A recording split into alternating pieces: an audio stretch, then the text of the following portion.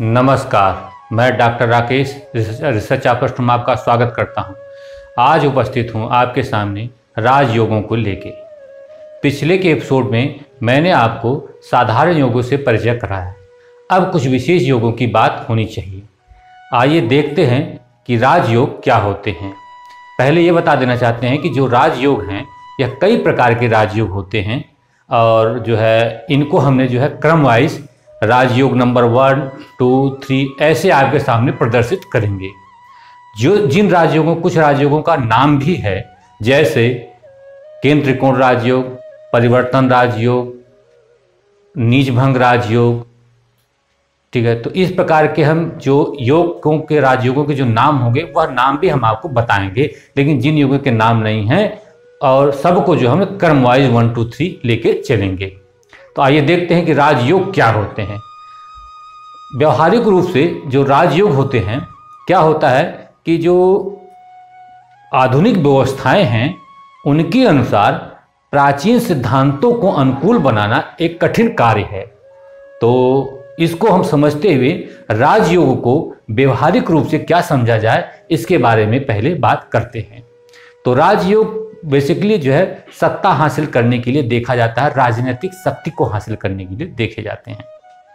और दूसरी बात यह है कि राजयोगों में जो ग्रह उपस्थित होते हैं, भागीदारी निभाते हैं, उन ग्रहों की दशा अंतर्दशा में जातक को उन ग्रहों का और वो जो ग्रह जिसके भावेश हैं उनका पूर्ण फल मिलता है, जिससे जातक जीवन में उन्नति करता है। साधारण परिवार में जन्म लेके असाधारण बन जाता है, गरीब से अमीर बन जाता है, ऐसा समझ सकते हैं।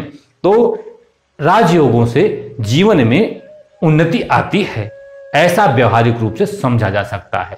राजा होगा यह प्राचीनतम बात थी, लेकिन व्यवहारिक रूप में यही है। तो आइए देखते हैं राजयोग नंबर 1 क्या है।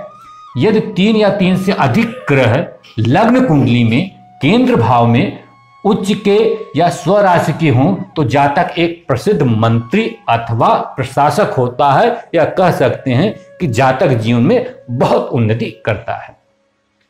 ऐसे में ठीक है, यदि 3 ग्रह हैं, तो ऐसे में अगर उच्च परिवार में जातक जन्म लिया है तो मंत्री होगा, लेकिन साधारण परिवार, निम्न परिवार में अगर जन्म लिया है तो वह सलाहकार तक पहुंचेगा, सलाहकार होगा मंत्रियों का। तो अब किस कैटेगरी में है जातक पहले, वहां से वो उन्नति करेगा, ऐसा कह सकते हैं और ऐसा हम इसको समझ सकते हैं।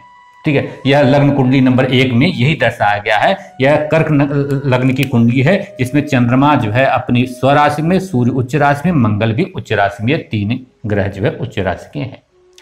दूसरी बात, 5 या 5 से अधिक ग्रह उपरोक्त स्थिति, अर्थात वह उच्च के हों या स्वग्रही हों, ठीक है, किसी लग्न कुंडली में 5 ग्रह की बात हो रही है, तो जातक निश्चित ही मंत्री या प्रशासक होता। बहुत निम्न परिवार में जन्म लेते हुए भी वह राजसत्ता हासिल करता है, वह मंत्री अवश्य बनता है। अब 5 ग्रह देख लीजिए, 5 ग्रह कौन कौन से हैं। देखिए, केंद्र में तो होना चाहिए, ठीक है, क्योंकि केंद्र में हम पहले बता दिए हैं, ठीक है, लेकिन केंद्र के अलावा अगर होंगे तो त्रिकोण में होंगे, त्रिकोण के अलावा होंगे तो एकादश भाव या द्वादश भाव में होंगे, ऐसा होगा। 6, 8, 12 में ऐसा नहीं बने तो ज्यादा परिणाम मिलता है।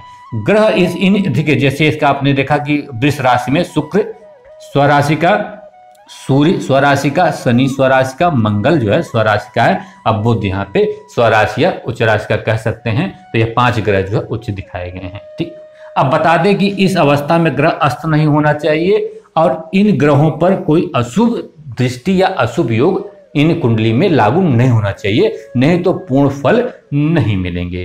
तो हम यह कह सकते हैं कि राजयोग आने पे, कई सारे राजयोग अगर किसी कुंडली बनते हैं तो वह निश्चित ही राजनीतिक सत्ता हासिल करता है, या जीवन में निम्न स्थिति से अपर स्थिति में, ठीक है, उच्च कोटि की स्थिति में, उच्च स्थिति में वह जा सकता है। तो आज के एपिसोड में इतना ही। नेक्स्ट एपिसोड में किसी नए अन्य राजयोग को लेकर आपके सामने उपस्थित होंगे। तब तक के लिए हमें आज्ञा दीजिए। धन्यवाद।